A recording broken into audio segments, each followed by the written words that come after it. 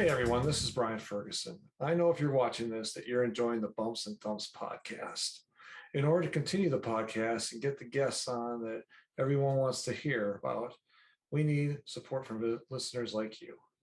There are a few ways you can do this. One is going to anchor.fm, which will be on the bottom of your screen here, and click the support button. There you can make a monthly contribution to support the podcast.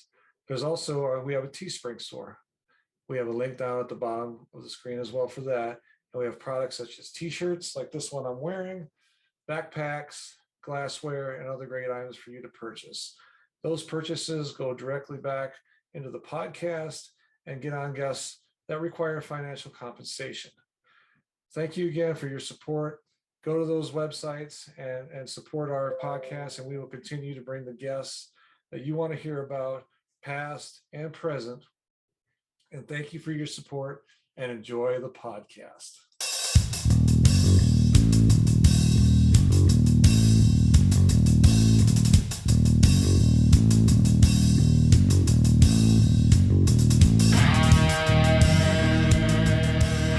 Thank you for joining another edition of Bumps and Thumps, the talk of wrestling. I'm Brian Ferguson. My guest today is best known for his time in the AWA, Georgia, and Memphis. He has worked with many of the pro wrestling greats of the past and is well known throughout the pro wrestling world. Ladies and gentlemen, it is my pleasure to welcome Mr. Alan West. Alan, thank you for coming out today on Bumps and Thumps. I really appreciate it. Absolutely, Brian. This is a great honor. Appreciate you having me. You know, when you reached out to me a while back after I did a few podcasts, and I remember the name. I had to go look it up. And yep. But then it clicked, and you got a lot of great matches from your days in the AWA, Georgia, and Memphis that I watched, and it's pretty amazing. You know, I saw the other day a thing about you, and it kind of compared you to Magnum TA. Yeah. As far as your appearance and everything, you guys had a very similar. With the mustache and long hair in the back and all that, it's pretty neat. I thought that was pretty amazing comparing you to Magnum TA. So yeah, that was kind of the look back in the 80s, yeah. you know? Yeah. I remember. Different now, I mean, but hey, that's all right. You've for those of you that are watching, I think the man's aged very well. So, we're trying. Yeah. All right, so let's talk a little bit growing up. I understand you're from Minnesota. Yep. Talk a little bit about your childhood, if you would, and your family life and some of your schooling. Yeah. I was born in Minneapolis, and my dad started a family over in East Bloomington, and okay. I kind of grew up there in my grade school. Then we moved over to West Bloomington, and which was supposedly a better side of town, but my dad lost his job, and basically the only thing I remember growing up is we were always in I think it was baseball, football, and I played hockey.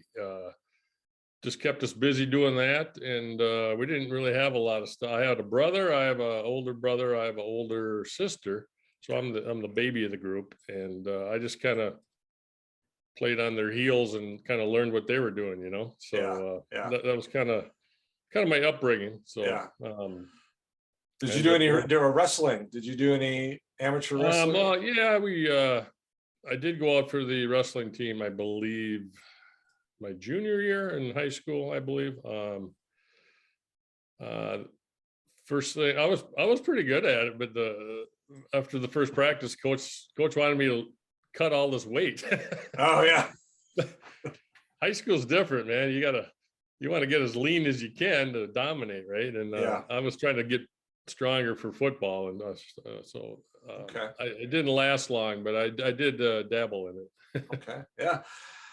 Did you go to college after high school? And I went to Bemidji State for about a year and a half. Then I went to the U of M for about a year, University of Minnesota, and then ended up in Mankato, Minnesota, Mankato State. And I had a scholarship there to play football. So awesome. All right, let's talk about how you got started. I understand you're trained by the great Eddie Sharkey. Yeah, it was well, when I was in college, my junior and senior year, I had 3 roommates that were basketball players. And so I was the runt of the group.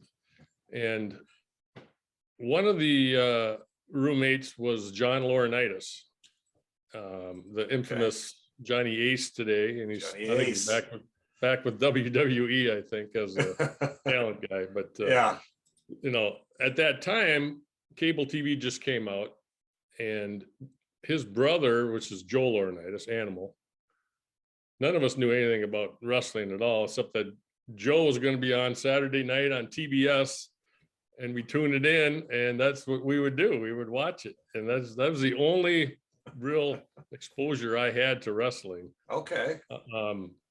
I was really good at football in college. I got a few tryouts in the pros. I signed a contract with the Vikings, actually. Oh, wow. Okay.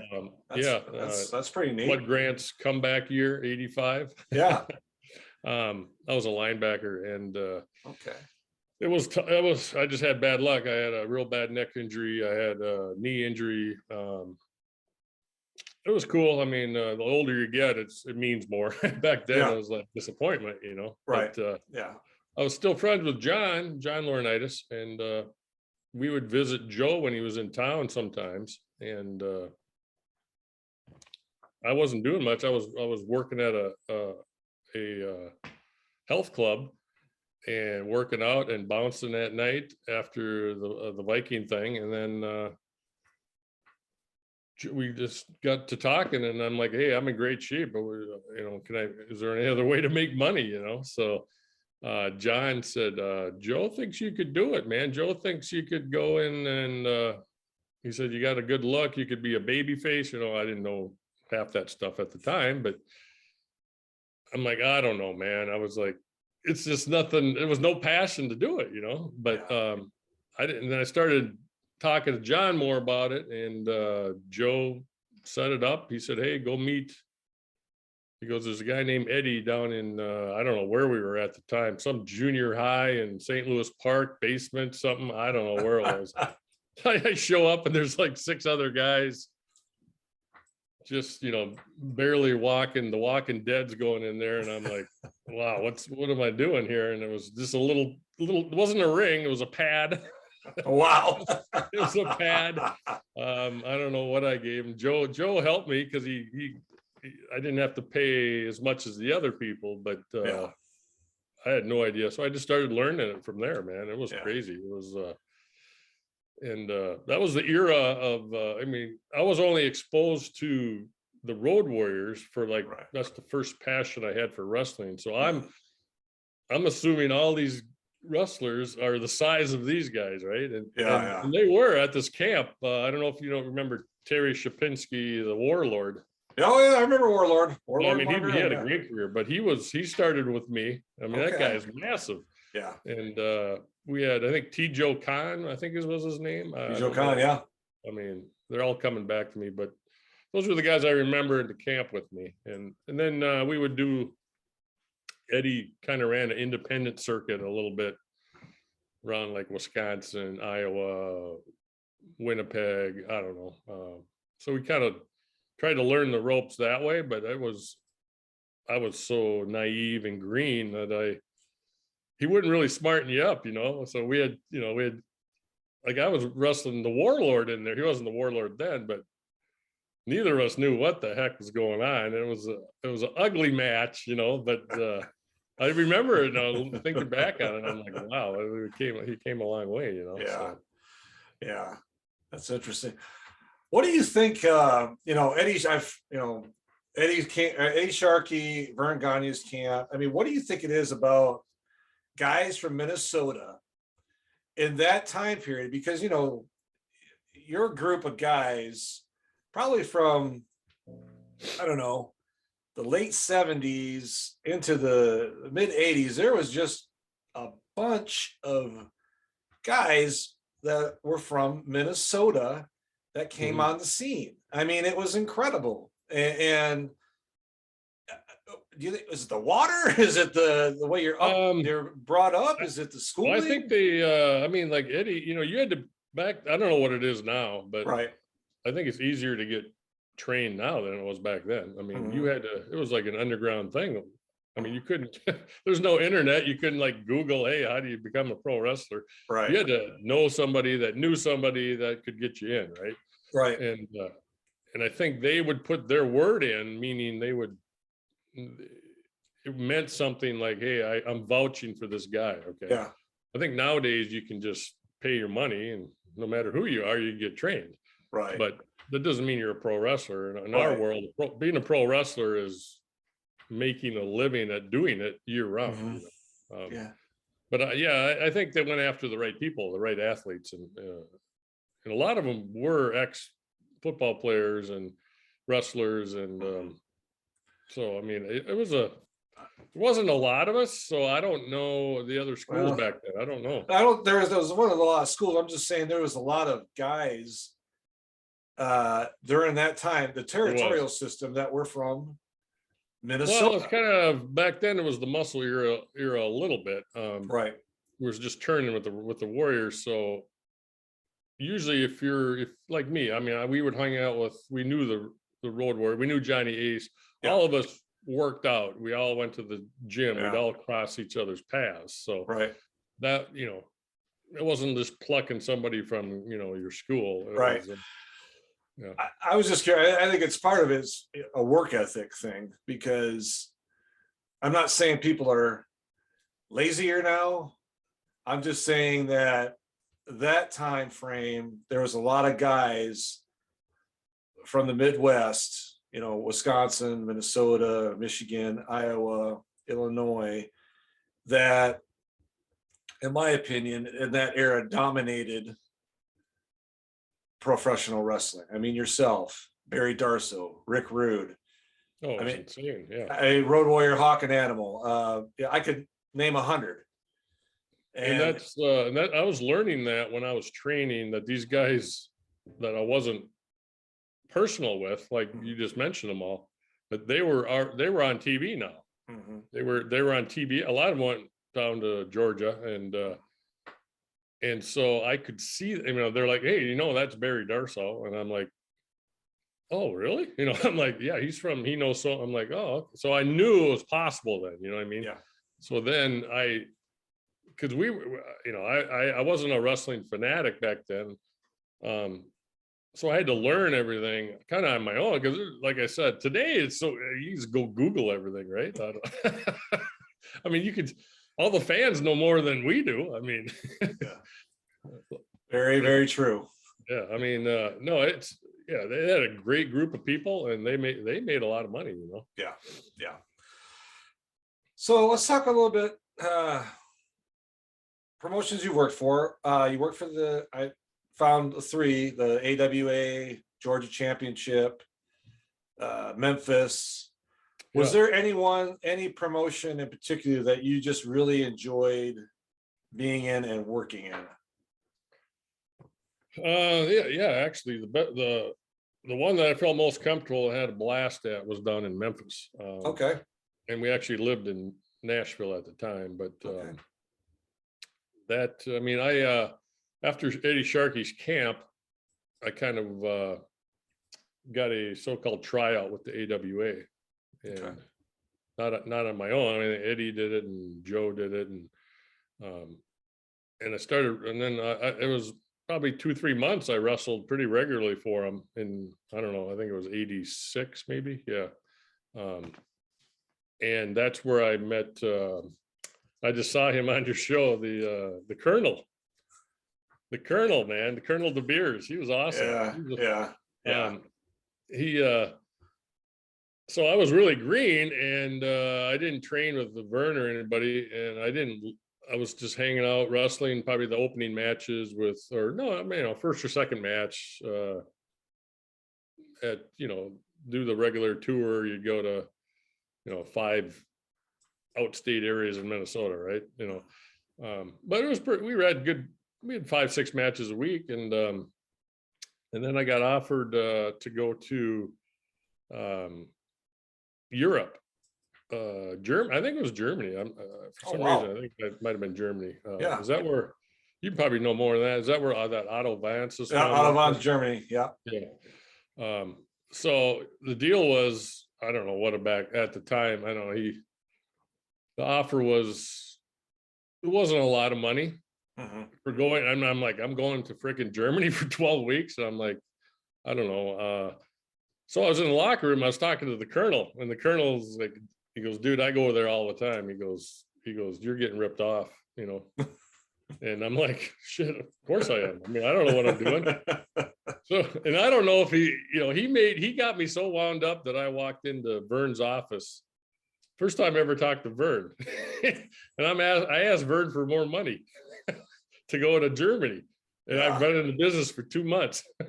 Oh, that didn't go well. Yeah, I was just saying, it probably didn't go very well, did it? No, but even De Beers said, you know, and he goes, no, he easily give you, you know, $300-400 more a week because he's getting X amount for sending you over there, you know. But yeah.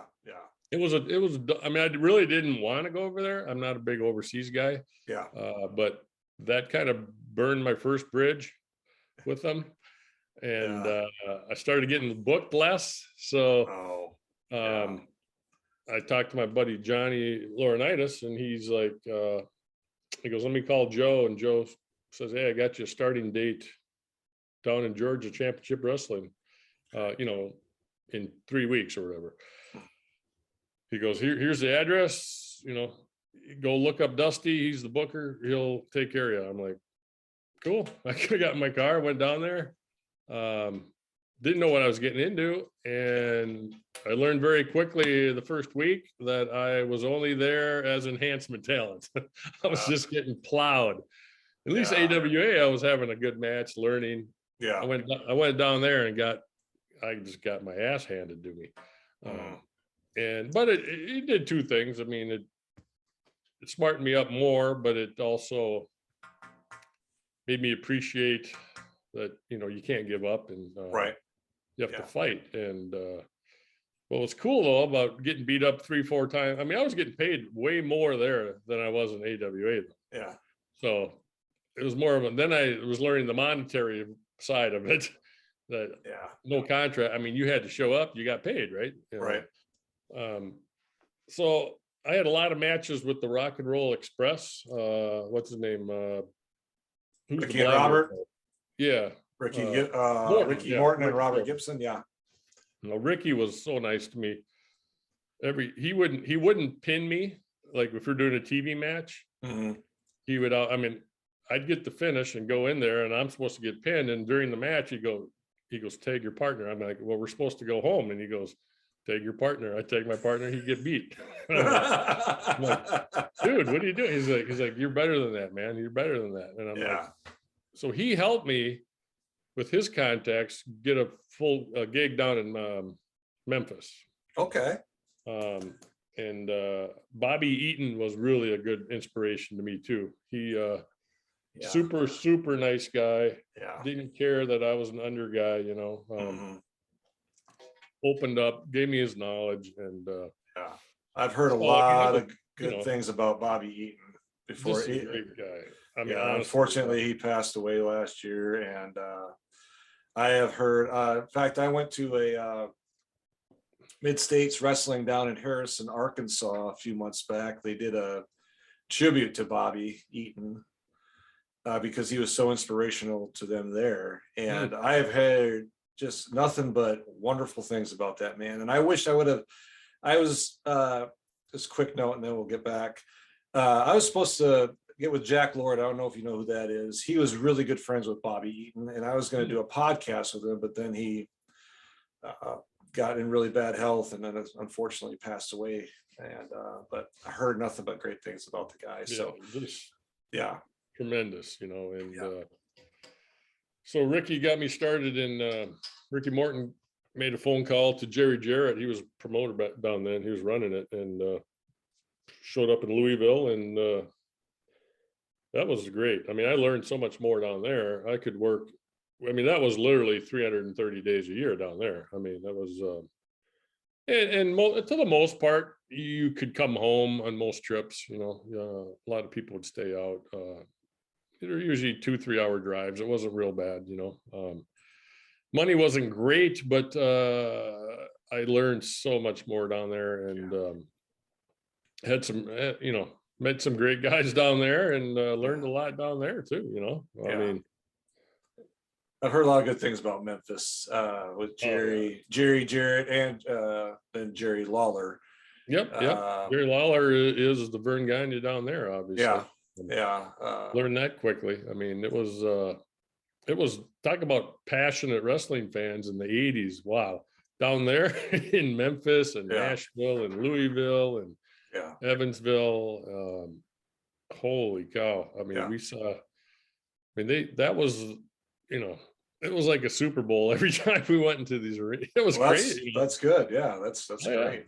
That's great. It was amazing. I mean, in Nashville, I lived in Nashville, and that's a great place to live. I mean, yeah. Wow, that's pretty neat. So, did you ever work in any? You sold out arenas and things like that, but like pay-per-view was just getting kind of going then. Yeah. You had the WrestleManias, the Wrestle Rocks, the Super Clashes, the Starcades. Did you ever work in any of those type of? I never did get on those big, huge events. The only big ones were, AWA. I was going to say, after the Nashville, I got a chance to come back to AWA in 87, 88. Yeah. So I ended up back here, but then I did a couple of those Christmas shows were pretty big, Yes. There was one huge show down in, it was at Memphis. The headliner was Jerry Lawler versus Austin Idol, hair versus hair match. I don't know if you've never seen it. It's on YouTube. You gotta. Yeah, I've seen it. It's pretty.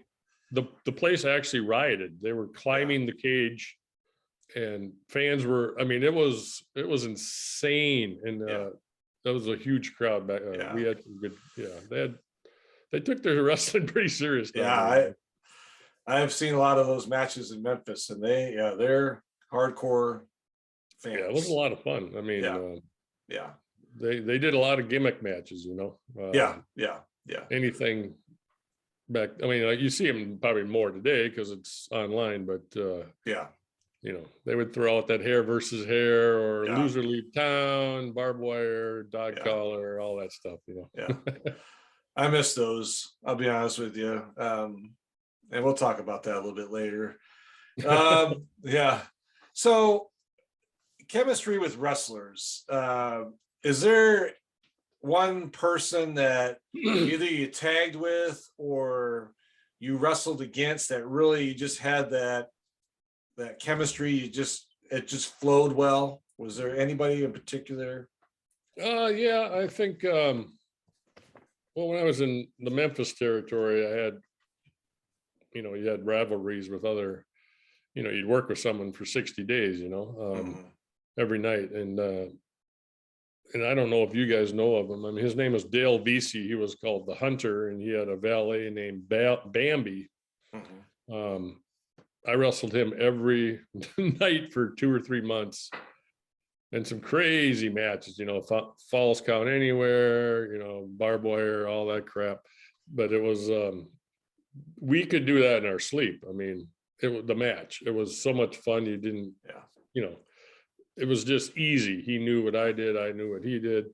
That was fun. And then I wrestled in Georgia a lot. I took on Brad Armstrong. Oh yeah. Great wrestler. Oh, great person, But he would teach me stuff after the match. He would say, here's what I did, here's why I did it, Then we started, it was just easy, I mean, it was work. We were doing great, but it was afterwards you just go, man, that's the way it should be, So those are the two that step out. I mean, there's all the veterans I worked with were really good. I do want to touch on Kurt Henning was amazing, kind of a mentor to me. he went out of his way to help me, and I think he was the top guy back then. But he didn't have to give me the time of day, but he was amazing. I only worked against him a couple times, but I just think he stands out to me a lot too. So heard a lot of good things about Kurt. Unfortunately, he passed away early in life, and I mean, don't get me wrong. You have your guard down. He'd get you, but yeah, I heard he was a jokester pretty a lot. But the next day he'd be your best friend, man. Yeah, so you can't stay mad at him. Yeah. Okay. Question about: did you ever have any like real heat with anybody? I mean, and you don't have to say a name or anything. I'm just curious because sometimes people say no, never had anybody that gave me a problem. Yeah, no, I'll say two names. I have no problem doing that. I mean, you have to remember when I was wrestling, I was a big dude back then. I know. I've seen you. I mean, I was put together pretty good. I was about 250, pretty solid, 6'2". And I was athletic and I was tough. Just because I had long blonde hair didn't mean you weren't a tough guy, But, right. But when in Georgia, I had a couple guys that would try to take advantage of you, and I would, because I was a low guy there, I was getting beat every night. So I would go against their top guys. And one guy that I just absolutely couldn't stand is Bill Dundee. I mean, Superstar Bill Dundee was in Georgia down there, and I ended up wrestling him again in Memphis after that. But I didn't care for him, the way he talked, the way he thought he was the toughest guy in the room, in the locker room, and he treated me pretty bad. And put it this way, I was, I had my guard up. I was ready, so I wrestled him a lot, and nothing ever happened though. And then the other guy was Tully Blanchard. Tully Blanchard. Okay. Yeah, he treated me like garbage, and which is fine. He can do whatever he wants, but back then there was pretty big time for Georgia down there. I mean, we would get on they had a private jet, and I would get on that probably once a week to the bigger shows. Mm-hmm. And then it's usually reserved for all the 15 guys making all the money, right? Right. Rightfully so. So sometimes I would have to go on there. They would tell me to go on there. I didn't force myself on there. Right. And he would just treat you like a piece of garbage. And he wasn't joking, I mean, yeah. I don't know. I just think it was some unnecessary crap that, I mean, you're around, that's a lot of testosterone every day you're around, man. I mean, people hated me too. So, but those are two guys I wish I have no problem meeting today if they want to talk about something. Yeah. Oh, that's interesting. So do you watch any pro wrestling today much? I see clips online, I don't watch the programs. I did maybe 10, 15 years ago when I'm still in contact with John Laurinaitis. He used to be, he had a big role. He was like the, I don't know, GM or something. GM of SmackDown or Raw, one of those two, yeah. So I would try to catch some of that when he was doing that, because it was hilarious. And, but and then when he'd come do shows here sometimes, and I would meet him somewhere, but I don't really, I know of it because it's on the high. I belong to a lot of social media groups that shows all the highlights, what's going on, right? Yeah. I mean, I love what Brock Lesnar's doing. I think he's bringing a lot of toughness back to the sport. But I don't know. It's tough. I can't watch much more than 20 minutes before I get a little repulsed, I'll be honest. But I think to me, the biggest thing is they talk too much. They they do 20 minutes. The first 20 minutes of the show is them in the ring, back and forth talking smack or whatever. Mhm. Instead of, back in your day, if you did an interview, it was 2 minutes, either Yep. after the show, after you were in the ring, or right before you went in the ring. You did your stuff, and then the next match came or whatever. And now Oh yeah. Oh I yeah. think it's just, and obviously it works for them because they're very successful. I just think that it's kind of a lost art of the show, and I think that's why too there's a lot of more how do you say, thriving for the independents now, and the other organizations that are coming up, and I don't know. Yeah, I think so. I mean, Yeah. it might be, I mean, I'm generalizing, but the ones that I'm watching, what is there? Let's say there's 30 wrestlers that they rotate through, right? But Mhm. 26 of them aren't more than 200 pounds. Yeah, they're a lot smaller now. I'll say you're Um, right. And which is needed and is good, but Mhm. I just, as a fan, I can't watch 5 matches like that. I mean, I just can't do it. Yeah. I don't have any interest. I Yeah. want to see something that I don't know. I just think it's more gymnastics and great moves. They're great, super talented. They are. Yeah. They're getting paid a lot, so they're doing something right. It's just way Yeah. different from what I did, Right. No, I agree with you. So, all right. So, what kind of things are you working on now, sir? Some projects coming up? Anything going on?